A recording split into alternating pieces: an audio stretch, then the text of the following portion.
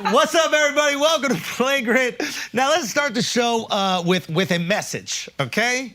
Nelk, release the pod. Release the pod, Nelk! It's time for war, Nelk! Let's go! Okay? Mad at me for not giving him liquor. What do you think love is, Bobby? This is what addiction does. Is that why you stayed in that relationship so long? Dude. Bro. The Flagrant podcast is a podcast hosted by comedian Andrew Schultz and his friends. They talk about pretty much anything from current events, the latest drama, sports, and their everyday lives. They've had many guests on, but also do podcasts with just themselves. The podcasts get put on his YouTube channel, which has over 1 million subscribers. Schultz is a comedian, so he likes to be edgy with his material.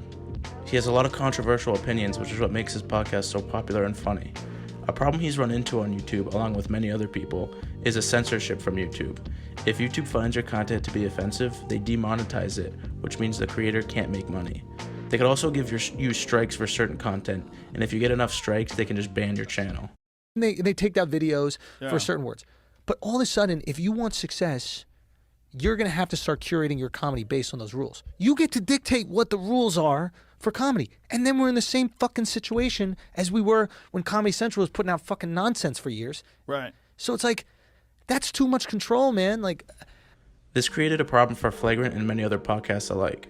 Schultz decided to move to Patreon and create Flagrant 2. Patreon is a monetization platform that allows creators to run subscription services that gives the audience exclusive access.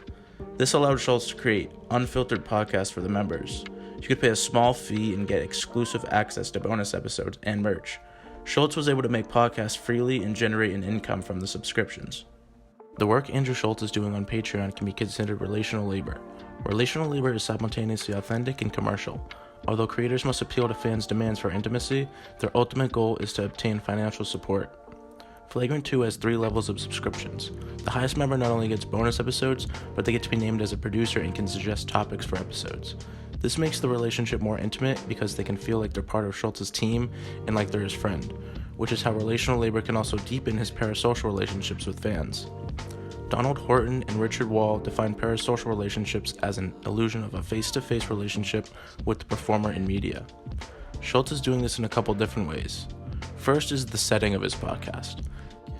Him and his friends are sitting on couches just casually talking, making it feel like the audience is one of their friends.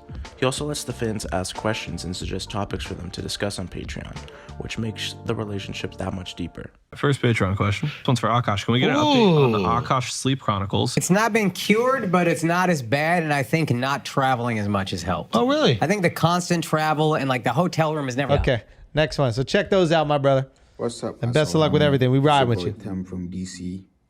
First up, I want to say congrats to Andrew. Infamous 2 was lit. I caught it when you were in DC. That shit was amazing. Thank you, brother. Side note, Mark was actually funny. Anyways, I can't wait until the special drops. My question for this week is, what would you think will be Liberal Cox's response if we find a black female Trump?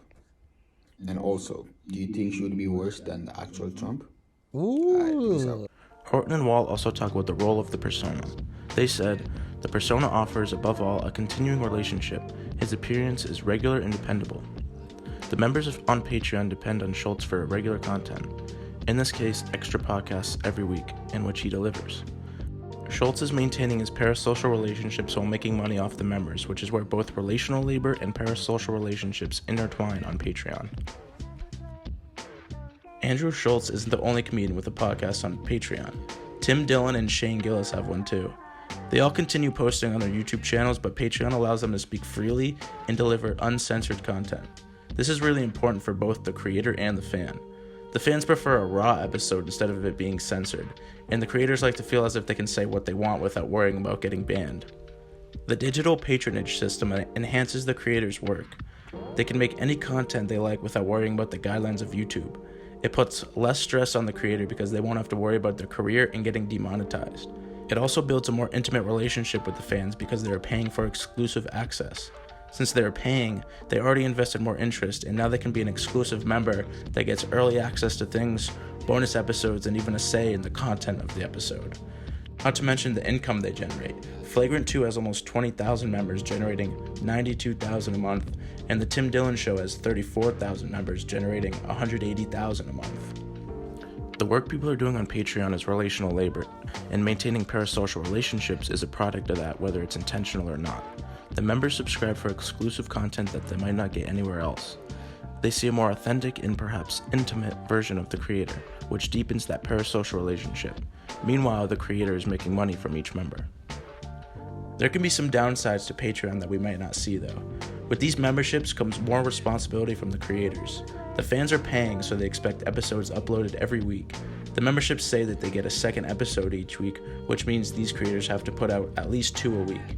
The creators also have to listen to what the members suggest for topics and include it in the episodes. This kind of work every single week can get tiring. There's no breaks for the creators because of the expectations from the members. I think it's worth it though, especially if you're making like $100,000 a month. Flagrant 2 is a good example of relational labor and parasocial relationships. It shows how a digital patronage system like Patreon can benefit both the fan and the creator. This platform is great for people like Andrew Schultz who don't like how YouTube can take down certain videos due to what they deem offensive. He was frustrated with that, so he created Flagrant 2 on Patreon, which is very successful. He can now say what he wants while generating an income and maintaining parasocial relationships with his fans, which is why other creators are doing the same thing.